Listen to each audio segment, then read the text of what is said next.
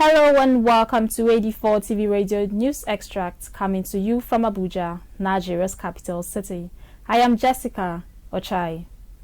Incidents of wrongfully attributed paternity has increasingly been an issue in recent times. Also described as paternal discrepancy or paternal fraud, it's a situation where a man is wrongfully identified to be the biological father of a child. Misattributed paternity is known to cause a lot of trauma both for the man and the siblings involved. Usually, it is harrowing experience for the man who have spent years loving and raising a child only to later realize they share no biological ties.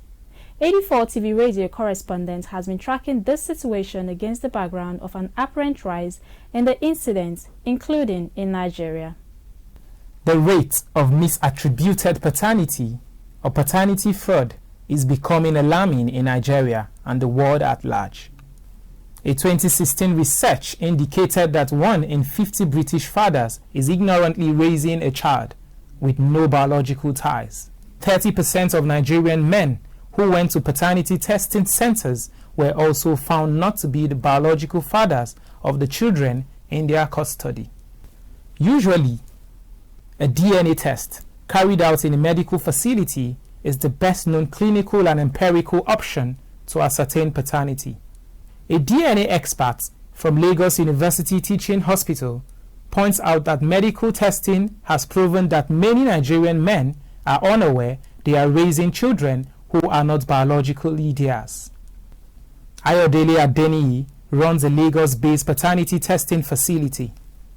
He confirmed that a third of the men tested at his facility were found not to be the fathers to at least one of their children. Adeniyi also stated that 3 in 10 Nigerian men are not biological fathers to their children. Paternity fraud happens when the mother of a child misidentifies a man as the biological father of a child. The major causes of paternity fraud in Nigeria is said to be attributed to infidelity, adultery, and increase in sexual recklessness among Nigerian couples, in addition to poor family planning. In some cases, doctors and other healthcare personnel have been known to mistakenly or intentionally switch babies during childbirth. Most times, the mother knows that the man is not biologically linked to the child. In almost all cases, mothers are considered to be prime brains behind the incident of paternity fraud. Lately, more cases of paternity fraud have surfaced in Nigeria. Among such was that reportedly involving a bank group managing director. The bank boss was said to have entangled in an extramarital affair that allegedly led to the death of a man after discovering that the children in his custody are not biologically connected to him, but his wife's boss. Another high-profile paternity fraud involved a Nigerian High Court judge who issued a public statement expressing shock with revelation that he is not the biological father of 3 children he was misled to believe were his. It is unclear if paternity fraud is considered a punishable crime yet, and if there are existing penalties for mothers who commit paternity fraud. Generally, however, public reaction to such incidents is unforgiving and tends towards outright condemnation. For instance, over 1,400 people reportedly signed a petition asking for the sanction against the bank executive who was party to misattributed paternity that allegedly resulted to the death of another man. Speaking with 84 TV Radio, an Abuja-based legal practitioner and consultant shared his experience handling brief concerning paternity discrepancy. There is no law that defines what paternity fraud is in Nigeria. There's currently no law that speaks on paternity fraud. However, there are laws that speak to fraud. For example, we have the criminal code, we have the penal code. The question is it punishable, right? So, there's no law saying this thing is a crime or this thing is wrong. Do we now say, oh, this should be punishment? There's also no punishment for that. The barrister gave further insight into instances of paternity fraud in Nigeria. So far, so good in Nigerian jurisdiction. There is no single case on paternity fraud, right? However, what usually happens is, or what I've experienced happen is that the man would find out, you know, in few instances they would want to continue to take care of the child as their own, or they would leave the marriage peacefully. In other instances, they would sue the wife and seek for a divorce. So the marriage should get dissolved on the grounds of adultery.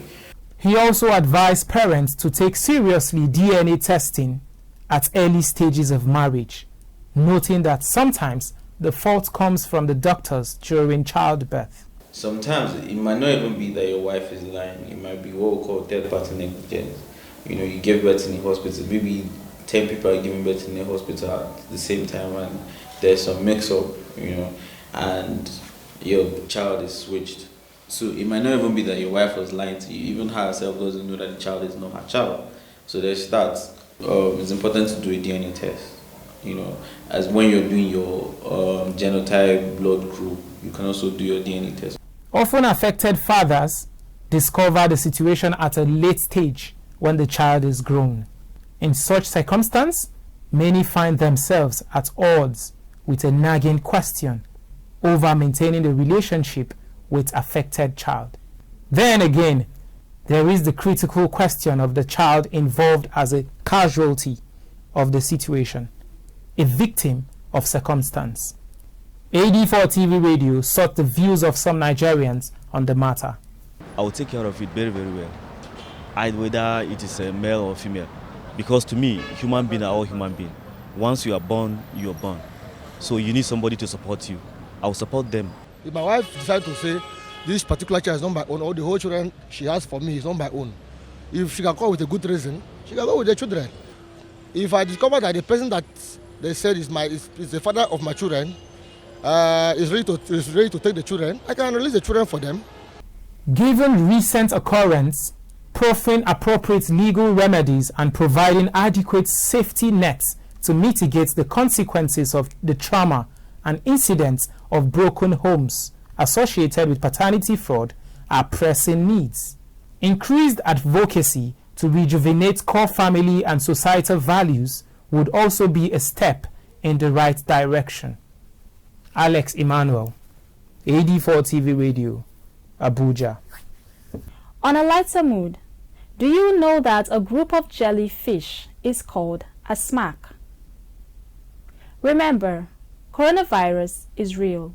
Ensure you wash your hands regularly. Use alcohol-based hand sanitizers. Wear your masks besides maintaining social distancing. And that's it on AD4 TV Radio News Extract. You can join the conversation on our website at www.84tvradio.com. Please follow us on our social media platforms at AD4 TV Radio on Facebook, Twitter, LinkedIn, and Instagram. Please subscribe to our YouTube channel at AD4 TV Radio as well. Many thanks for watching.